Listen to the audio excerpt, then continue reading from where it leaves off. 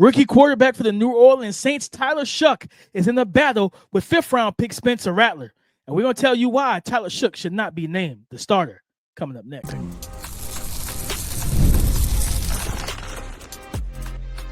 You are Locked On NFL Draft, your daily podcast covering the NFL Draft. Part of the Locked On Podcast Network, your team every day. Welcome back to the Locked On NFL Draft Podcast, your daily podcast covering your favorite draft prospects, part of the Locked On Podcast Network, your team every day. I'm your boy, Damian Parson. I'm an offensive NFL draft analyst with Bleacher Report. That's my guy, Keith Sanchez. He is a director of scouting with the Draft Network and 2019 national champion with those LSU Tigers. And as always, thank you for making Locked On NFL Draft your first listen today and everyday shot for being our everydayers, guys. We took a break from summer scouting to talk about some of the things, Keith, that we're seeing and hearing from OTAs. Tyler Shough and Spencer Rattler having a nice little battle through New Orleans Saints OTAs. Travis Hunter bringing the speed alongside Brian Thomas Jr. and Bashul Tootin for the Jacksonville Jaguars. And is Will Johnson or Walter Nolen going to have a bigger impact for the Arizona Cardinals defense? Keith, let's start with that battle, right? And for some people, Keith, you would think it shouldn't be a battle, right? The discussion about where guys were drafted. Tyler Shough, pick 40. Spencer Rattler, 5th round last year. Well, through, I think it was day 3 of OTA camp, they said that the reports came out of New Orleans that during the 707 period, Rattler was perfect. Ball didn't touch the ground. He went 8 for 8. Best throws came on back-to-back plays. First being a dig route to Chris Olave over the middle, and then a seam to Michael Jacobson. He looked clean and decisive on both throws. Tyler Shough followed up, going 7 for 8 during the same session. Had the biggest play of the day on the 7th throw of the period. He gave a hard pump fake on a double move and hit Rashid Shaheed in stride on a sluggo for a 50-yard gain. At the end of the day, it was light work as a 7-on-7, but still yet very impressive for both of those guys to go out there, take up the challenge, things of that nature, Keith. And when you look at this battle between these two quarterbacks, as we transition to, I think it may have a little bit, we got what is it, mini camp? Not mini camp. It's OTAs and then it's mandatory camp. So it's like the mandatory camp, then we get like a break, then we go to the training camp. How do you foresee this whole thing playing out, especially coming off of the last day of OTAs, and both quarterbacks look to be doing pretty good? Yeah, I may surprise some people when I say this, but I foresee Spencer Rattler winning this. And we have to go back and remember that Spencer Rattler was a former 5-star quarterback coming out of high school. He was quote unquote Caleb Williams before Caleb Williams, right? And then the Oklahoma debacle. He was a former projected number 1 overall pick, right? Like he was the guy, supposed to be the dude. And the reason I say that is because the talent is there, DP. It's not, he's not in this situation devoid of talent, right? Like he has the arm talent and arm strength, right? Both what we talked about was that yesterday's podcast. So the other part is that he's a veteran. He's quote unquote a veteran, meaning that he has more experience compared to Tyler Shough, right? He's been there an entire year. Of course, it's a new playbook, but he kind of understands things, right? Like he has his parking spot, he's comfortable. He knows the players on the team. He understands what NFL practice is about. So I foresee Tyler Shough. I foresee Spencer Rattler winning this battle, first of all. And then I think a lot of people are saying this, that because of what happened last year, and I think Spencer Rattler, he started, I think 5 games last year, might have went 1-4 and 0-5. But you can't look at that. That was with 70% of the team hurt. No offensive line, wide receiver situation not being addressed. I think Alvin Kamara was out for a portion of that. So you're playing with, relative backups. He was a backup playing with backups. So you put him out there with a healthy squad. I think there's a better version of Spencer Rattler that we haven't seen yet. No, and I want to combine with a question off of that, Keith. In that situation, do you think it's best that, like, regardless of it sounds crazy when I say this, regardless of what happens in camp, do you think it makes more sense to just go with Spencer to start the season? Because it's easier to go from starting the 5th rounder and then who's going in the second year, starting him, rather than starting Tyler Shough and the 2nd round and then trying to go and then bench him to play Spencer Rattler? Is it just easier, even for Tyler Shough, to let Spencer get the kind of early reps in the season? And if he falls on his face, then you get to come in and kind of look like the savior if you're Tyler Shough. Yeah, I think it makes sense. I mean, not counting the players, it makes sense from a coaching perspective. Yeah. You have two young guys with talent, right, that perceived to have talent, that you can kind of figure out if you have a quarterback or not, because we just went through these quarterback rankings, right? There are a lot of 2026 quarterbacks. You want to put it in position to where you have answers one way or another, right? That if you're bad and you're picking top 5, top 10, you feel good that, hey, we have to get a quarterback moving forward. You don't want to sit there and enter the 2026 draft and say, man, I don't know what we have in Tyler Shough, or I don't know if we have in Spencer Rattler, right? If Spencer Rattler is good, you have a quarterback, you hit, you can move forward. If he's bad, put Tyler Shough in, figure out if Tyler Shough is good. If he's good, you have a quarterback, move forward. If not, trade him out. So I think you have to look at it from both perspectives at the end of the day. And I think if you're the head coach, you probably go with Spencer Rattler first. And if things fall off the rails, then you put Tyler Shough in. Yeah, no, it's a very interesting thing, and that's why I'm excited for training camp. I think the Buffalo Bills are actually going to be on Hard Knocks. I feel like the NFL missed the boat on that. Me too. Could have been I in feel Cleveland. the same way. We're gonna get. I think we're gonna get PR answers out of Brandon Beane. We're gonna get PR answers out of Sean McDermott. Get PR answers out of Josh Allen. Right. The Plus, only they're a team that wins. Who wants to see that? Like, we know what you guys are good. Like, we'll tell you that their only team savior working their way up. The savior is Keon Coleman, right? And they put him on camera as much as possible. They're gonna have so many funny sound bites from Keon. The Keon's gonna be living his life and just like, hopefully it's not forced. It don't become forced. No, just let him just follow him around. Just tell him, hey, ignore us, do your thing, and you're gonna get natural funny sound bites from him. But yeah, I felt like it should have been the Saints or the Browns because of the QB situation. Like, that's must-see TV. You got Tyler Shough that most people didn't like, and then you have Shedeur Sanders, who most people didn't like, you know what I mean? And they're both in quarterback battles, and especially listening to some of the stuff that's coming out of camp, man, like both guys are performing well. So why wouldn't you want that on TV, on HBO Max, or Max as they call it, whatever they call it now? I don't know, but I think for me, Keith, I'm excited to see once training camp gets here, because if Tyler Shough can, it's weird because typically there's like an old adage in the NFL: if the rookie makes it close, you go with the rookie. Mm-hmm. But in my perspective, if Kellen Moore, the new head coach, who's an offensive coordinator, if he picked his guy, if Tyler Shough is his guy, that's the guy he selected for the job. I'd rather go ahead and you let them battle. But if it is close, I'm still going with Spencer. I'm letting Spencer start, because again, if you're not tied to him, you didn't draft him. You drafted Tyler Shough. So unless Spencer comes out the gate the first 4 games and you go 4-0 and you have no choice but to play him, then cool, right? Like, it's not that big of a deal. The fans are not going to be extremely happy, because it's like, well, we spent a pick on a guy who's going to be like 26 years old, and then we might not play him during the rookie year because Spencer Rattler's playing well. Now you really look kind of crazy, like, because you got to, I think he might be older than Spencer Rattler, or might be the same age, whatever the case may be. So I look at it like, if Spencer Rattler lights it up, then you're playing with house money, in my opinion. If he lights it up, good. You can let him light it up. Hey, if you do end up having to kind of like red shirt Tyler Shough and then trade Spencer Rattler off after a successful second year, cool. You get an extra draft pick, right? But if Spencer Rattler doesn't play well, then you usher in Tyler Shough and let him come in. And I think both of these guys have big arms. They can make every single throw in the book, and everything like that. The only difference is that Tyler Shough is a more mobile quarterback.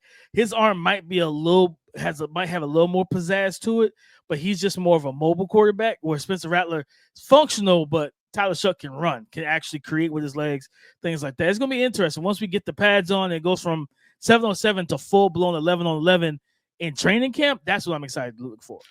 Well, DP, let's do this, man. We talked Tyler Shough versus Spencer Rattler. Let's talk Travis Hunter versus Travis Hunter at the end of the day, right? A guy that can play wide receiver, can play corner full time. Mm-hmm. Let's talk about projection. What is Travis Hunter going to do? What has he been doing with the Jacksonville Jaguars? Coming up next. The NBA playoffs are in full swing, and every night delivers highlight-worthy performances, major momentum shifts, and can't-miss moments. Whether it's a game-winning shot or a breakout player, there's never been a better time to get in on the action. FanDuel makes it easy to stay in the game before tip-off and live. With player props, performance trends, and same-game parlays, fans have more ways than ever to play smart and win big. And I'm telling you now, guys, to win big, you got to curate, you got to build your bets around trends. And again, Anthony Edwards, Jalen Brunson, SGA, these guys have been trending the right direction. New to FanDuel, it's the perfect time to sign up. Head to FanDuel.com and place your first $5 bet. If it wins, you'll get $200 back in bonus bets. Make every moment more with FanDuel, the official sports betting partner of the NBA. The second overall pick, I believe, from the 2025 NFL Draft to the Jacksonville Jaguars, Travis Hunter, the star wide receiver / cornerback. And this is a guy that, I think Liam Cohen talked about the fact that they wanted to increase speed at the skill positions for the offense, right? And you look at what they did in the draft, getting Travis Hunter. You already have Brian Thomas Jr., who was a 4-3-3 guy, and we saw him all last year. When given the opportunity, he took the top off the defense, and he beat the defense over the top down the field consistently. It brought in De'Ami Brown, who was another deep threat speed guy. Adding Bashul Tootin, who's was the fastest running back at the combine, right? Yep. I look at the situation, Keith, and there was a much ado about Travis Hunter's route running early in OTAs and alpha mini camp and things like that. The clips going viral of him not sinking and driving and different things like that. And I was just like, when I saw it, I was like, yeah, that route doesn't look good. I'm not gonna lie, it did not look like a good route, but it was like, okay, guys, this is practice. This is where you get this out of your system. This is where the coaches say, hey, sink your hips and pop out of there. Like, drive out of your break. Like, different things like that. Like, the more reps, because, again, playing wide receiver in that offense that they played in Colorado, he wasn't asked to do a ton from a route running standpoint. Mm-hmm. So it's like, I've stood 10 toes down on this. Whether it was that corner or receiver, there was a developmental arc. You're going to have to be 100%. Yeah, curve is the right word. A developmental curve that you're going to have to be comfortable with and say, okay, we know you didn't play full-time snaps at either position. You're not fully developed at either position. So let's go ahead and develop you at the position you're going to play the most. I believe they say I think they have more OTAs coming up, like another phase of OTAs. And then they said like training camp, I think he's going to see more time at corner as well. Like, so right now they wanted to get him acclimated with Trevor Lawrence, get him acclimated in the playbook offensively, because they feel like that's going to be the most difficult part for his transition. Because the cornerback stuff, they feel comfortable that once he gets back there, he knows the calls and communications and checks, he'll be fine. But you got to get the chemistry with your quarterback. If you're going to be playing heavy snaps at receiver, you need to know where do you need to be at the time that Trevor Lawrence expects you to be there. So I appreciate them doing that. But the speed thing that he brings, and I always felt like this, if they, in their cornerback room is good enough, in my opinion, Keith, with Tyson Campbell, some of the guys they have there, that they don't need Travis Hunter to immediately play. Yeah, you don't need him to play corner right away. I look at that situation like, you know what? That duo of him and Brian Thomas Jr. could be one of the scariest duos in the league, because now you got two guys who they both have athleticism and speed, but Travis Hunter brings more of the elusiveness after the catch, the run after catch ability to pair with Travis Hunter, while you still allow Brian Thomas to be that. They moved Brian Thomas all over the field last year. X, Z, the F into the slot. He did everything. Now you can do that. You got yourself multiple chess pieces.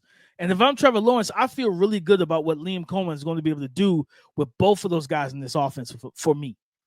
Yeah, and I would go this, DP, that I think the Jaguars are approaching it the right way, and I hope that they don't implement the cornerback situation too early. Yeah. Let him develop as a wide receiver first, right? This may not be a dual position athlete year one. He may be a dual position athlete year two. let him develop as a wide receiver, see what he does. And then if you get him year 2 and you start putting cornerback stuff on his plate, then fine. But if you, I'm hoping, right, because we did say that we don't really trust this situation with the Jacksonville Jaguars, right? We have minimal trust with this. But if what the Jaguars are doing, and I'm liking it thus far, is letting him focus on one position and understand that we have a supreme athlete that has a developmental curve that needs to happen, then I'm excited to see him approach that curve and become more refined.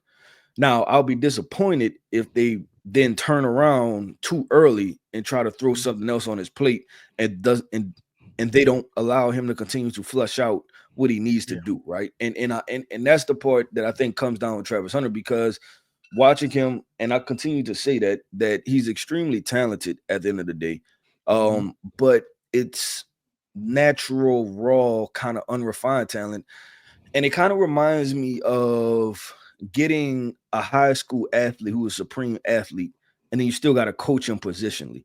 That's kind of still what they're doing, right? They're getting a supreme athlete and have to coach him positionally. So you have to trust in your wide receiver coach. You have to trust in your corner coach, right? And I think that I would take it position by position and maybe even take an entire year doing this, getting him acclimated at wide receiver first, and then putting him at cornerback and letting him see what he do there.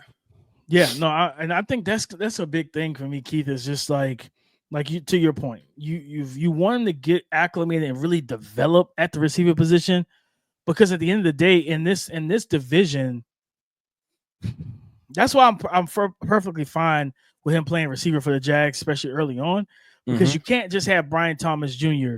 against that Houston Texans defense. Like you can't. It's not fair to him. Player. Yep. You need your quarterback to have another guy, because if you put Derek Stingley on him, and Derek Stingley makes it difficult. Those two battled both games they played against each other. But if Derek Stingley's having the day, if he's having the game, and he's the guy with the clear advantage, and he's locking down Brian Thomas, then your passing game is locked down. You need to have that ace in the hole, that secondary option receiving wise. They have young tight ends. Brenton Strange out of Penn State, stuff like that. I was never really that high on Brenton because I felt like he was so much more of a project than a true step-in tight end in a sense. Like I felt more comfortable with Theo Johnson than I did. Neither one of them did a whole lot at Penn State, but I felt comfortable more with Theo Johnson than I did Brenton Strange. Brenton is athletic. He has all the tools and everything, but you need more than to just have the athletic tools to win at the next level against NFL defenders. So they need Travis Hunter offensively, like really bad. They need Travis Hunter to hit, because then again, you have all they got like 4 running backs. Like, you know what I mean? They got like 4 running back. Travis Etienne is probably not going to come back after this year. They didn't pick his 5th-year option. Like, he's not going to be back. You know what I mean? Maggie Johnson, I'm not going to be here. Like, it's just is what it is. But I think in that situation, like, you can run the ball. You have multiple backs that can run the ball and catch the ball in the backfield and have speed. Like, I'm excited to see Liam Cohen like really design how he wants this offense to look with Brian Thomas Jr., with Travis, because then also having both of those guys, that allows Brenton Strange to get more advantageous matchups. It allows him to he's pulling coverage. Yes, like, and Keith, and not no disrespect to Dalton Schultz, but like I've always viewed Dalton Schultz as a Jag, as just a guy. Like, he's good, it's solid, especially when you got receivers around him, because then guess what? We can't focus on you. We got to focus on starting CD and Amari Cooper and Dak Prescott and Ezekiel Elliott. When you have tight ends who are not world beaters, and you put them in an offense where, hey, we got so many other things to worry about, that guy can have a bigger impact because the defense, they don't focus on him. So I think Brenton Strange could end up being a guy that benefits a lot if he gets to start and if he gets the targets, to where it's like, tight end leaks and different things like that, where crossing routes, mesh concept, he's the guy that gets open quickly. Because again, you see Travis Hunter on the cross, you might have a defender peel off to try and bracket him on the backside, and then that gives you a free open option underneath with speed. So, I think Travis Hunter, like, again, the route running guys, I don't care. He is going to be fine. He's going to be fine. People are just doing the most about that whole situation, but I think him and Brian Thomas Jr. with Trevor Lawrence, it's going to be a lot of fun to watch. Liam Cohen showed that he knows how to call plays. We saw that last year. He got Jalen McMillan going. Like, you got Jalen McMillan going. like different guys in Tampa, I believe you can get Brian Thomas Jr. and Travis Hunter, maybe some De'Ami Brown, Parker Washington. You can get those other guys going as well. So the Jags offense could look much more explosive. I think that's the biggest word. This offense is going to look much more explosive in 2025 than it did in 2024. Yo, well, DP, the Arizona Cardinals drafted Will Johnson and they drafted Walter Nolen, two of our favorite defensive prospects. Which one is most important to the Arizona Cardinals' success defensively? Let's talk about that. Will Johnson versus Walter Nolen coming up next.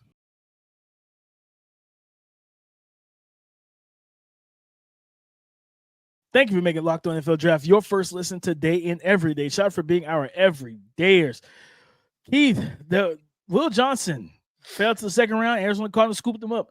First round pick, I think, pick 16, I believe? I think it was 16. It took our guy, Walter Nolen, added him to that defensive line, and that defensive line looks very good now. Completely revamped from a year ago after the draft.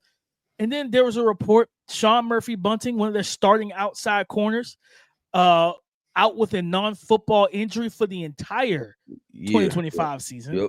So that speaks to me that, we might be in for Will Johnson starting out the gate, Keith. When you look at these two. And I wonder if they knew that before, right? And it might have been a reason why they were aggressive. Because the report came out and it was very vague. It just said non-football injury. Out 2025. They didn't say when it happened, what happened. It just said non-football injury.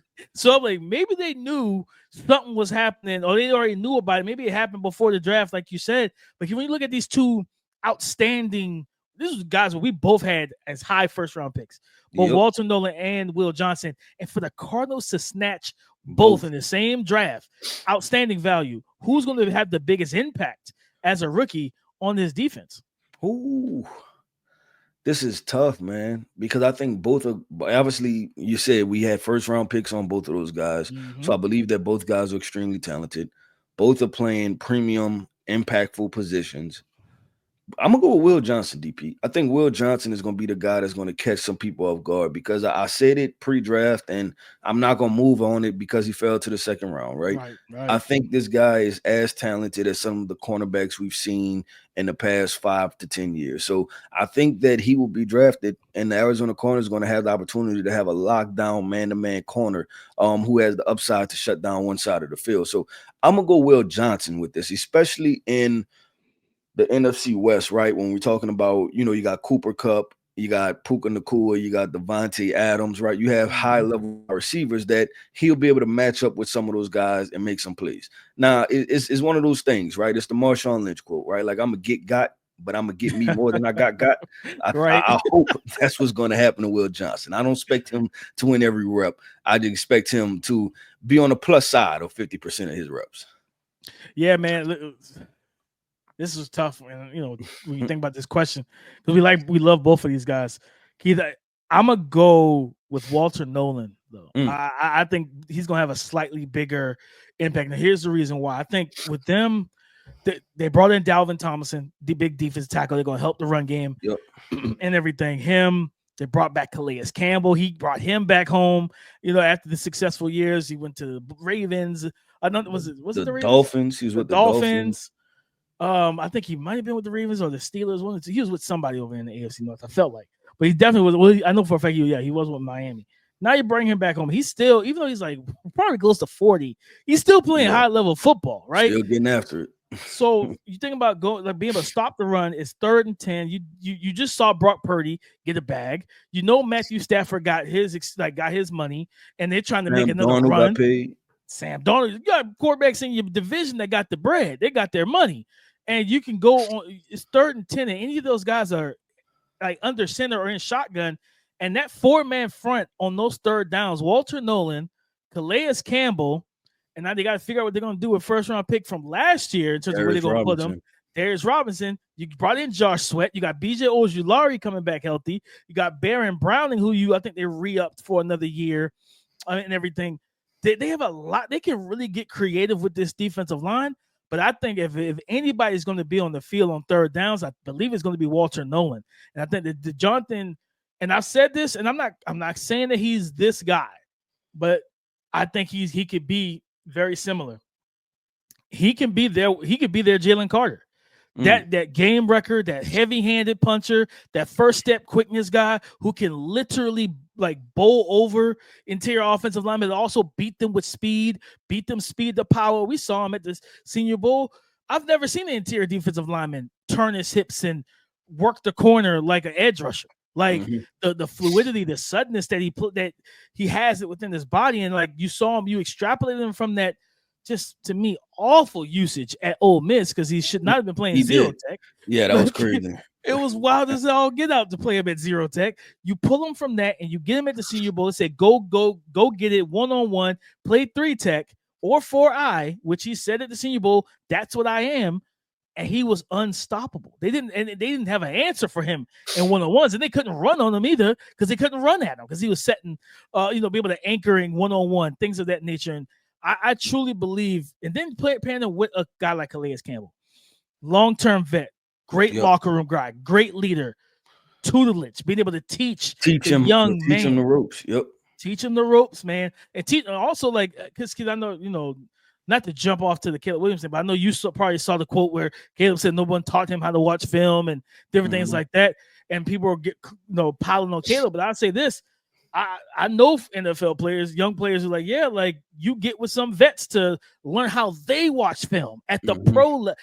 That's part of the whole process of learning to be a pro because you're watching the college game on film, and it's a total different game when you get to the NFL. So Calais Campbell could teach him, hey, this is how I study interior offensive linemen to find find their weak points, their weak spots, and how I want to attack these guys. I think Walter Nolen. And I still think that Will Johnson's going to have a big-time impact for them. I do. But I think Walter Nolen and his ability, and I think it's maybe because I'm more of an upfront guy first in terms of building my defense. I want to build from the line forward, line back, or whatever. I think Walter Nolen is going to be a potential game wrecker in that Jonathan Gannon defense. And that defense did play some good ball in 2025. Now they need the offense of Kyler Murray and company to pick up some of the slack, like because their offense was slack in 2024, I'm sorry. Yep, I agree, DP. And I think that the answer is the Arizona Cardinals in a good situation, right? Oh, yeah. I picked Will Johnson. You picked Walter Nolen. They got 2 premium defensive prospects. Now it's just about developing, putting in the right positions, and letting them get after it at the end of the day. And I think that's what the Arizona Cardinals could do because guess what? The San Francisco 49ers are at a transition period.